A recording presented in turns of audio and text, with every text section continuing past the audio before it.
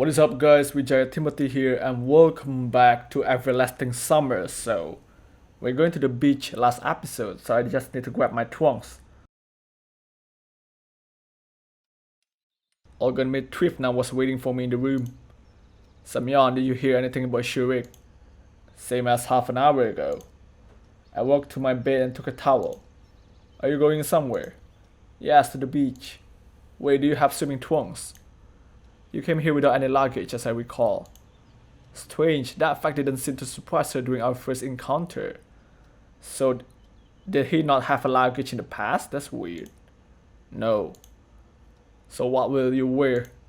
Good question. What? I don't know. Wait a minute. She walked to the wardrobe and unlocked a drawer.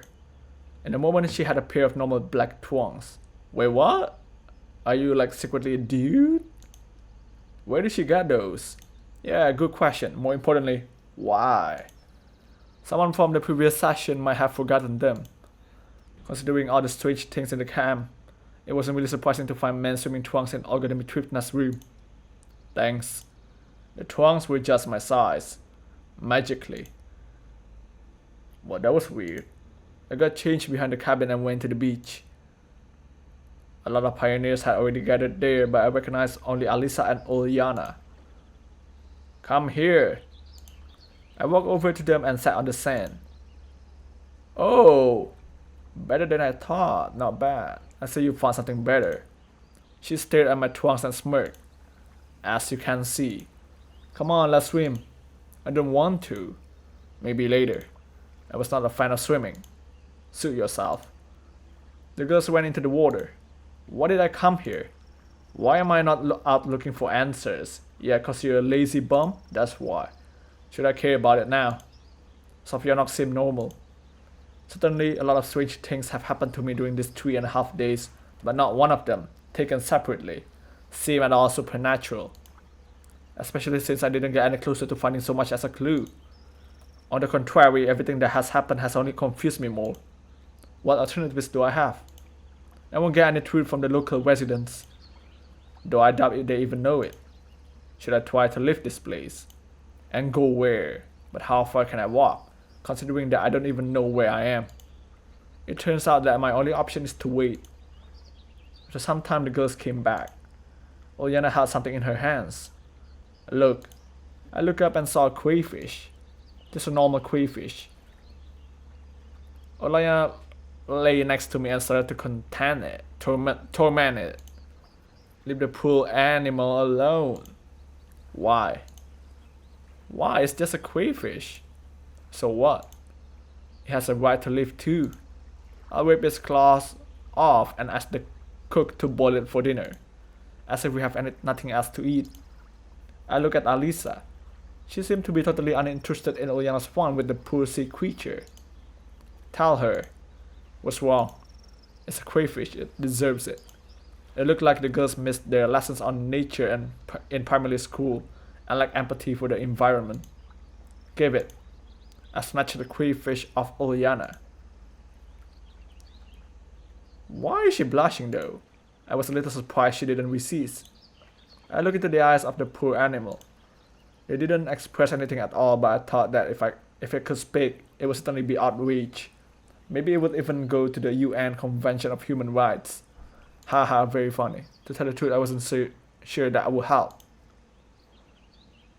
I took the crayfish to the river and set it free. Never mind, I'll catch more. There are plenty of them here, said Uliana. No doubt about it. I mumbled. Time passed and I was getting sleepy. And the question is, why is there a river in the beach? What? I fell asleep. I don't remember what I was dreaming about, if I was dreaming at all, but I woke up when someone shook my shoulder. Oh, you're here. Olga Dmitrievna stood next to me. Did you come to swim too? I asked, still half asleep. No. It's almost time for lunch and we still can't find Shurik. The leader said, standing before me in a wet swimsuit. And? I want you to look for him. It seems like I'm the only pioneer in this entire camp, huh? I was sincerely outraged. Every time it was getting clearer that the good algorithm Tifna considered me her errand boy, to be used like a slave, or vice versa. If I came to you, then I want you to help me. Why me? However, after giving it some thought, I decided to agree. After all, my shoulders and back got sunburned while I was sleeping, and searching for Shurik would let me get acquainted with unexplored locations for the camp. Okay, it was not exactly right to wander around wearing only swimming trunks, so I should get changed first. No, you can attract the ladies if you only wear swimming trunks, you know.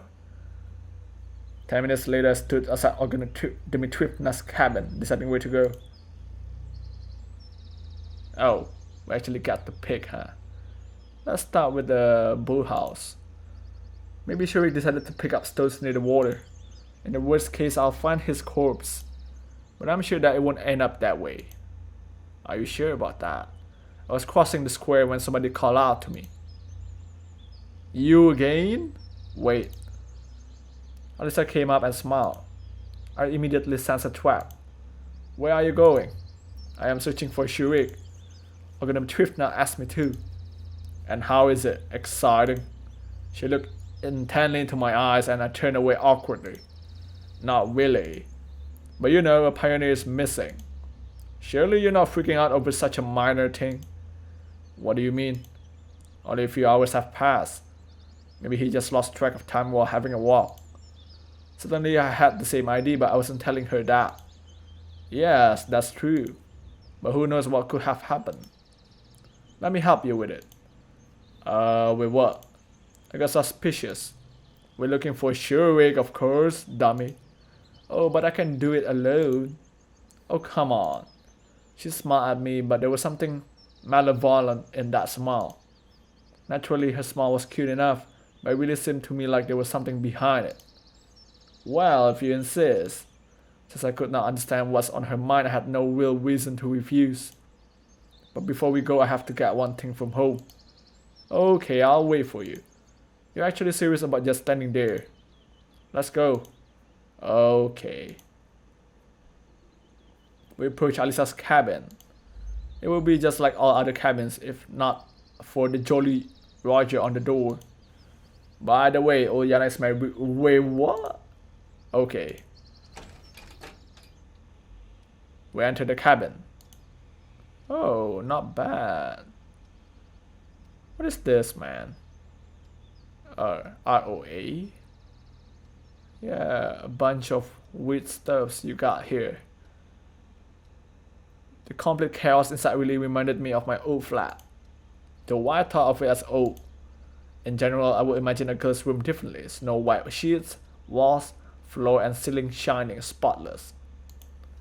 But when you consider that the two most exemplary pioneers are living here, we just stood silently for some time. And what did you need to get? Huh? Seems like I interrupted Alyssa's thinking. Yeah, it's not here actually. Wait here, I'll be back in a minute. She smiled and went out. She seems really flaky today. I began to examine the room. I wouldn't say that there had been an explosion, it was just a decent mess. Well, at least by looking at all this mess created in one pioneer session, I can surely say that I am not the messiest person in the world. The decoration of my apartment took years to be completed. I wasn't thinking about anything in particular. I was just looking around the room. Posters of Soviet artists, some books on the shelves, various household items. And then I realized that everything is wrong. Something will happen soon. Something bad. Why did Alyssa leave me here all alone? Uh-oh. It was something I had to discover. My gut told me that it's dangerous to stay here. I went to the door and tried to open it. Lock? Man, what is her goal here? What a surprise. How did she manage to quietly lock me in? I don't know what's on her mind, but I need to get out of here. I went to the window, opened it and climbed out. I can go and take care of business, or I chose the second option and waited. What's the reason she had me locked up? I wanted to know what was happening. Plus, I really wanted to see Alyssa's face when she finds her room empty. I hid in the bushes next to the house and waited. After some time I heard footsteps. Alisa and Olga Dmitrievna came to the house. You'll see everything for yourself. She opened the door and went in. A few seconds later she went back out. You know, Alisa's face looked as if she just won the mouse catching competition, but at the last moment found out that it's not a real Olympic sport. So he just disappeared. Olga Dmitrievna asked skeptically. I did the right thing by closing the window after myself. Oh no. You know, I understand everything. Dvachevskaya. You and your roommate, every time the same thing, haven't you had enough yet? But it's true. Really, one story after another, Semyon in your cabin, Semyon harassing you. Why do you keep lying? What's her intention, man? I didn't even do anything to her. I seemed really upset and to my surprise was not trying to argue. On the one hand, it was funny to look at, but on the other, I felt a bit sorry for Dvachevskaya. She deserves it though. Yeah man, what's her problem? I really finally finished scolding her and laughed. Alisa was mad. She clenched her fist and trembled. Her face was flushed. It seemed to me that she was going to explode. I sat in the bushes and laughed quietly. However, I was wondering what was on her mind and I came out of my hiding place, not afraid of being beaten. So what exactly did she want to show the leader, huh? Me? Lisa turned and looked at me with disbelief. After a moment, surprise turned to anger. What? I'm the one who's supposed to be mad here. What about me? She calmed down a bit. I wanted to get even with you. She smirked. Meaning? You lost the bet. So I wanted to show the camp leader how you're stalking me. I wonder what's wrong. What wrong Olga Dmitrievna could find the situation, but let's move on. I see. Maybe I should apologize to you. I asked sarcastically. Screw you. She went into the house, slamming the door. I wasn't angry at Alisa. In the end, I expected her to do something like this. Anyway, I got through it without consequence. I was very lucky. Her confusion and embarrassment just made my day. Chuckling, I left Alisa's cabin, which was about to become my death trap. Now what? What is this? But it's still a stupid idea. If Shurik was hiding anywhere in the camp, he would have been found by now, of course, assuming he wants to be found. So how do you think I can help them? Together with this thought, I entered the cabin and stretched myself on the bed.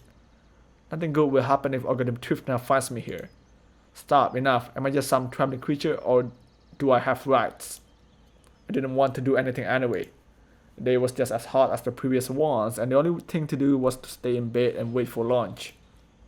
I was just falling asleep when somebody knocked on the door. Come in. Slavia stood on the doorstep. Olga Dmitrievna isn't here, is she? No. And what are you doing? She asked with suspicion. I looked over myself, lying on the bed and said, lying down. I can see that. But I heard Olga Dmitrievna ask you to find Shurik. Well, yes. And? What's the point? I'm sure she already turned the whole camp upside down. Not much time has passed. Why should we panic? You know, stuff could happen. Sophia looked at me thoughtfully. Get up. Do I have to? I was so worn out that even the thought of going somewhere frightened me. Yes, you do. Slavia is not a person who I could ever say no to. I stood up reluctantly and went out of the cabin with her. We stood at the doorway for some time, relaxing in the beams of the summer sun. Though I was rather frying. Where shall we go? We have to look everywhere. Great idea, just great. The first stop on our route was the library. Slavia went to Xenia sitting at the table and spoke to her. I just stood in the doorway, didn't want to communicate with this librarian any more than necessary. A few minutes later, Slavia came back to me. So? Nothing. She shook her head, as expected. The canteen. We still had time before lunch starts, so there was no usual crowd of pioneers. It was empty inside and outside of the building. While Slavia was talking to Kirks, I was sitting and playing with the salt shaker. Some salt spilled out of the pot. Suddenly I will be worried if I was superstitious. Strangely enough, he wasn't here either. It would be unexpected if she had found him, for instance, in the refrigerator. The next stop according to our plan was the infirmary. I decided not to go inside and wait outside for Slavia. No results. There were pioneers playing football on the sports ground. It would be hard for Shurik to get lost among them. Finally we reached the clubhouse. You think he could be here? I think that's the first place people will have searched. Let's go in. Empty inside. Slavia opened the door and went into the next room. I followed her. This all seemed to me to be a stupid undertaking. It was strange especially because it was Slavia's ID. I mean, I understand responsibility and so on, but isn't it obvious that he isn't in the camp? After all, he isn't playing hide and seek with us, is he? No one here either. What did you expect? He'd be sitting in a closet. Well, it seems like I've offended her. My bad. But seriously, I understand, but we have to check all possibilities. Okay, listen, what do you really think about Shurik's disappearance? Yeah, maybe he went into the forest and has been caught by a forest spirit. She laughed at that. It's not even funny though. What a fabulous story. However, in this camp you never know. Yes, true that. But now isn't the time for jokes. You were the one who was joking. Cheer up. We'll find him. I hope so. Slap your smile. We'll also have some things to do. See you later. She left, but I was standing there for some time staring at the cybernetics club's closet. I went for lunch with mixed feelings, with a sense of accomplishment and with a realization of time wasted. The canteen was crowded. I couldn't stay unnoticed or gonna be Trifna called me. Semyon, come with us. The camp leader, Slavia and Electronic were sitting at the 4-seat table. I nodded and went to get my food. This time I had to spend several minutes in the queue. Today's menu didn't really differ from the other day's menus. The dishes looked the same at least. When I sat at the table and wished bon appetit to everyone, Algorithm Trifna said, "So what are you thinking?" "About what?" "We're searching for Shurik all around. It's noon and he's nowhere to be found. Come on, you guys worry too much, man. It's only noon." I took a note of the rhyme but didn't want to point it out. We looked all over the camp and went all around the neighboring forest. Algorithm Trifna looked at me, and I hopped through. What's that supposed to mean? We must call the police. Maybe we should wait until the evening, I asked lazily. Maybe he went home. That can't be. Shurik lives thousands of miles away. Oh, by train? The nearest station. She paused. It's far off. It was getting interesting. Every time the conversation reached the point concerning ways I could live so beyond all the camp inhabitants start changing the subject. How far is far? It's weird though, it's like they're trying to trap me here, huh? Really far. That's not specific enough. The kind of look at me, indicating with her expression that asking more questions was not advised. No, that's just really weird, man. So we should go deeper into the forest. Maybe he got lost.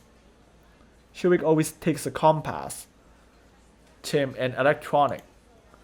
I wonder what else could be found in his magic vase, assuming he has one.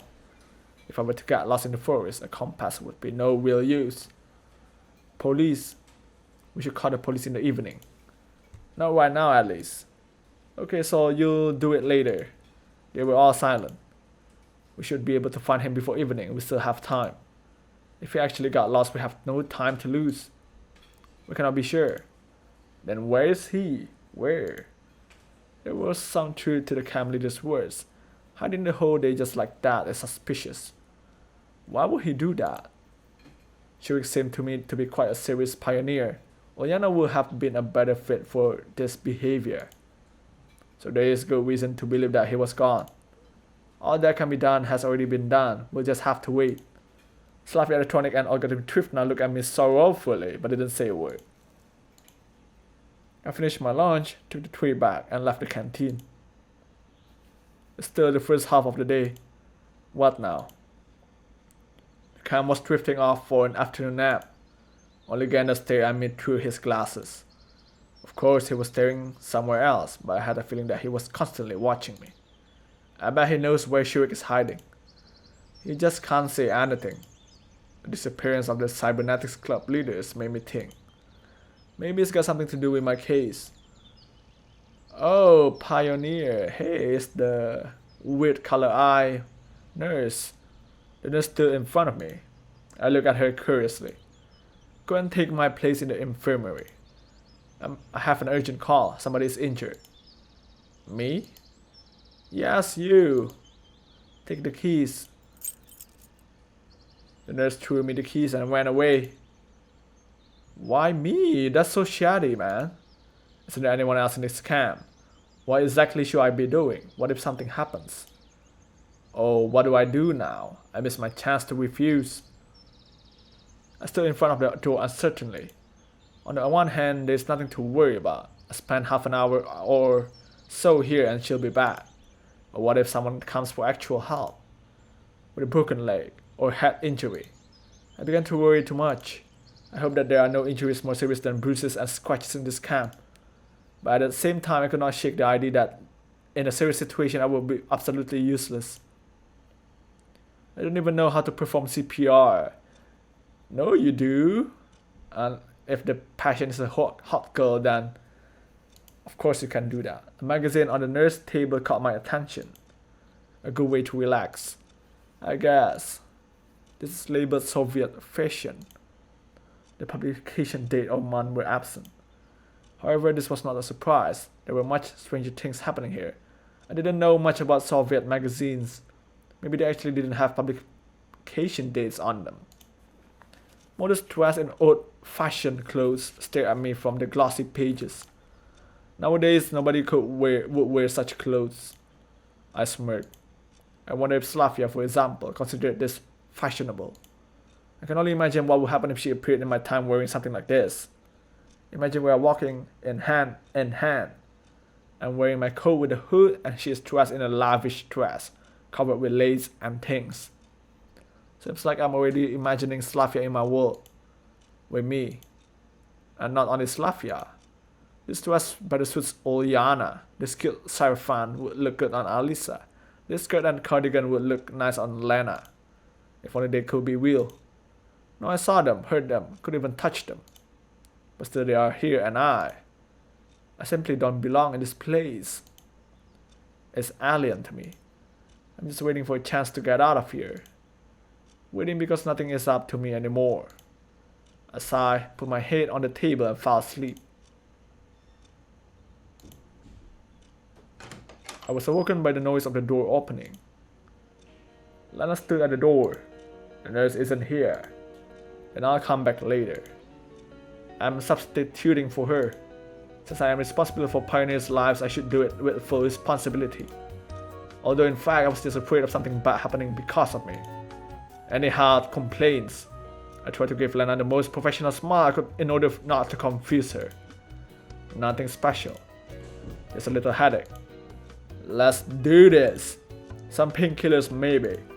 Of course I wasn't aware where to find required medicine, so it took me a while to find them. Finally, I handed a metamizole tablet to Lena. Thanks. She smiled. It was completely unexpected and I lost touch with reality staring at her. What? Then I turned awkward in an instant. Listen, I've been wondering, do you like this? I don't know what got into me, but I grabbed that magazine from the table and showed her that picture of a skirt and a cardigan, which would really suit Lena in my opinion. Maybe I went completely nuts thinking about all the girls being in my world. Or maybe I wanted to distract myself instead of just waiting for the nurse to come back. Then I looked at the picture. Yes, I guess. Stuff like this in fashion. I guess. She got confused and started blushing. Why do you ask? Really, why? Thank you. It's alright, I'm just being completely honest. We were quiet for some time. How is your headache? Much better, thank you. She smiled. I'll be off. Good luck. Lana went out and I continued to look through the magazine. After a while, somebody knocked at the door again. Seems that the infirmary is the most popular place to go. Suddenly I decided to role-play a nurse. There's a male version. And said, "Come in."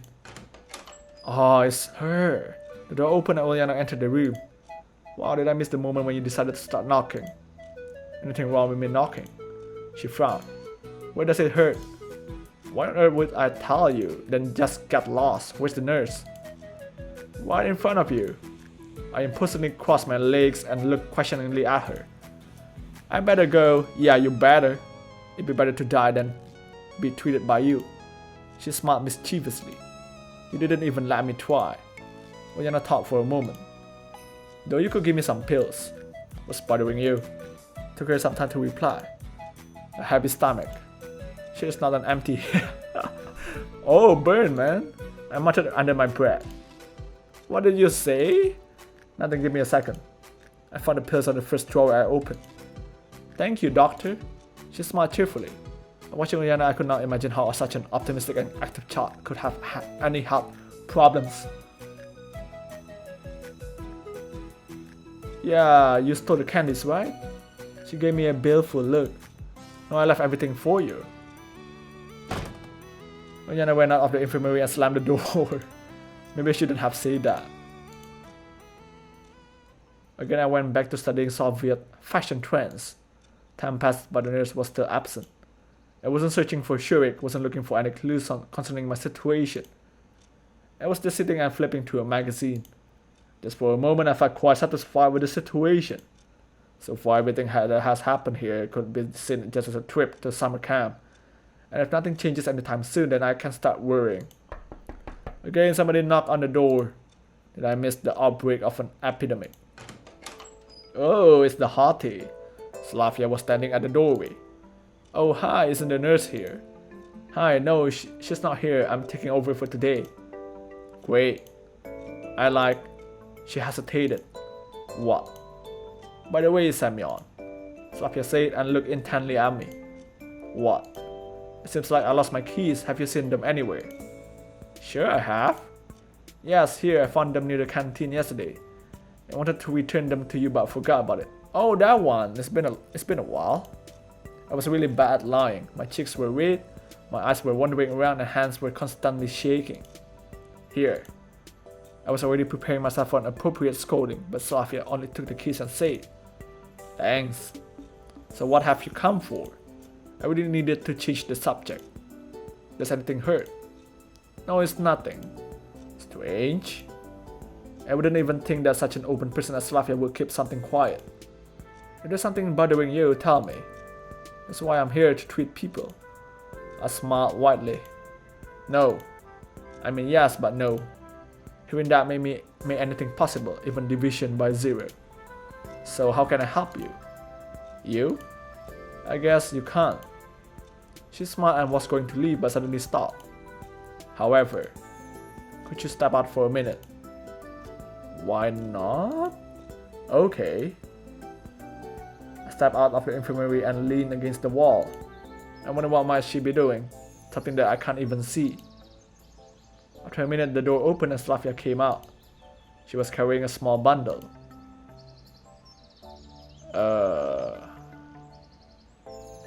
I guess? What is it? Nothing? She blushed. Thank you. You're welcome. Slavia went away. Seems like I shouldn't have asked. I looked at the time. It was getting late. I read the magazine backwards and forwards, but the nurse still wasn't here. Oh no! Suddenly the door burst open and Alicia rushed inside.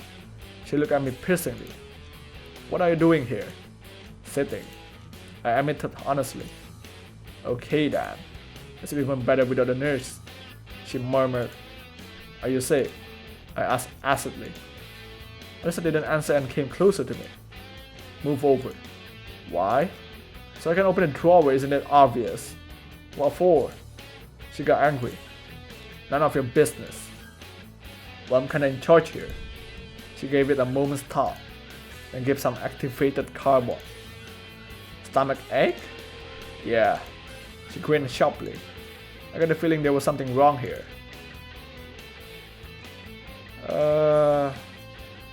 No. Really? A stomach ache? Really? Doesn't seem so. What, do I have to toss my lunch all over the place for you to believe me? I don't know what terrible things can be done with activated carbon, but I'm sure you will think of something. She hesitated. And what if you're right? There. I knew it. And I'm certainly not giving you anything.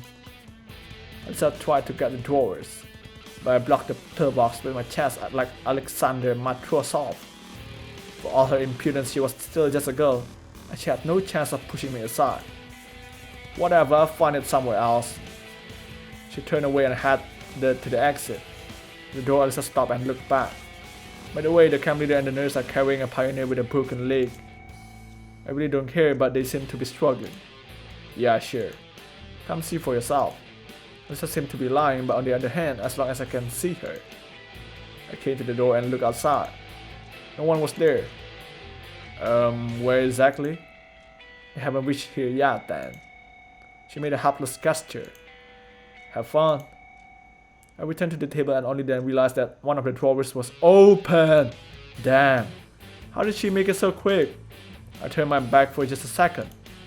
Though whatever can come from activated carbon. Ah, that sly girl. It was 15 minutes till dinner and the nurse still wasn't back. I guess just leaving the place like this won't do. She asked me to look after it after all. And who knows what might happen if I leave. Though who would want to steal anything from here? Except for Alyssa's stealing activated carbon. I opened the magazine again and began flipping through it for the 9th time. The fashions of the 80s weren't that fun anymore. Yawning got me several times. It was already 6 o'clock, so dinner has already started. Of course I had to be on the watch to the end, but my stomach seemed to have its own opinion on the matter. I stood up and steadily headed to the exit. A rustling sound came from behind the door. Could it be someone else who got poisoned, broke their arm, or something even worse? I sighed heavily and pulled the doorknob. However, there was no one out there.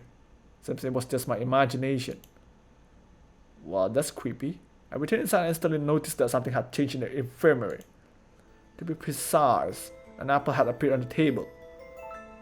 Nani? But where from? Fruits can't just materialize from thin air by themselves, can they? Though in this camp anything is possible. Chances are someone just brought it here. Maybe Lena wanted to thank me, given that she's all shy on him. But wait, how could she just slip past me like that? And I wouldn't climb through the window after all. So there must be something else. I was suddenly overwhelmed by fear. What if the apple is poisoned? Though why would someone complicate things when I'm here totally helpless and can be killed way more easily? Or it might be the apple which Eve tastes in the Garden of Eden. In that case, I certainly shouldn't eat it. The same second my stomach reminded me it was there by rumbling traitrously. However, it would take time to close the infirmary to reach the canteen to get food. My stomach is about to eat itself. There's nothing wrong, I guess. Once again, I try to remember if this apple was here before. In the end, it must have appeared from somewhere. Maybe it got here through the window. The shutter was slightly open, so someone must have reached in and put it here. Nothing serious, however. Oh no. Oh. I think it's quite risky to eat the apple, so let's not. No. Even assuming that this is a normal apple, in any case I shouldn't eat unwashed fruits. Just like that. I found a reason for my fear and put the apple away. It was time to go for dinner. Along the way I went into electronic. How is it going? Did you find Shurik? And were you the one who put the apple there? No, still no sign of him. Don't worry. We'll find him. I tried to cheer him up. Too much time has passed. I'll just keep on searching. What about dinner? No, finding Shurik is more important. He muttered thoughtfully. I left him at the crossroads and wished him good luck. Pioneers crowded in the doorway. I quickened my pace, trying to not to be the last one in the line, at least for today. And I was lucky in the far corner was an absolutely empty table. I took my dinner quickly and sat at the table. Tonight's dinner consisted of fruit soup and a pair of buns. The size surprised me at first, but the taste was actually nice. I concentrated on eating. Lena, let's go here. Look, 3 free chairs. And Miko stood in front of me. Are these taken? Wondered Lena. No, take a seat. Of course, I wish she were alone. Thank you. As soon as Lena said that, Xenia jumped out from behind her back. I'll sit here, there are no places left. She said, putting her tray on the table and sitting down, not even waiting for my answer. Sure, make yourself at home. I muttered sorrowfully. What? Nothing? To tell the truth, I wanted to reduce the whole company to just Lena. Though neither Miko nor Xenia was causing much trouble. Why Lena though? I prefer Miko. Except one was too talkative and the other was too arrogant. When you put it that way, I guess. But nevertheless, they were absolutely harmless. Especially comparing to some others I could name, like Oliana. Oh, seems like I forgot my key. Don't worry, take mine. I was surprised by Miko's short reply. Do you live together? Of course, didn't you know? Together, our cabin is the rearmost. I mean the farthest from here. I mean the last one. I wouldn't have been surprised if somebody told me that Lena lived with Slavia. Or with Xenia, worse. If what? But silent as shy Lena and excessively talkative Miko as a pair. That's really a surprise. You should find Shurik. You know, you need the balance, right? So it's strange that Xenia is disturbed by someone's problems. No. Surely he is at the village buying cigarettes. Or vodka. Ha! I get that reference. She snorted. Village. At the moment the conversation got much more interesting. Got a problem with villages. Xenia looked amazed. You mean there's a village nearby? I think so. She said uncertainly. I looked at Lena and Miko, but they were busy with their meals and did not pay attention to our conversation. You mean you don't know exactly? Why should I care? Come on, you're the nerd here. You should know everything, right? Xenia stared at her dish. But there must be something nearby. Listen. Listening? I don't know. Will you let me eat? Seems like I won't get anything from her. Though there's a chance that she really doesn't know. The remaining time was spent listening to Miku talking about some nonsense. I was just going slowly mad in silence. Obviously, the first thing I did after getting out after that was inhale a great breath of fresh air. The sun was setting. I decided to take a walk. It's highly unlikely that I will find anything more exciting to do for the rest of the evening. There was something interesting could arise quite unexpectedly.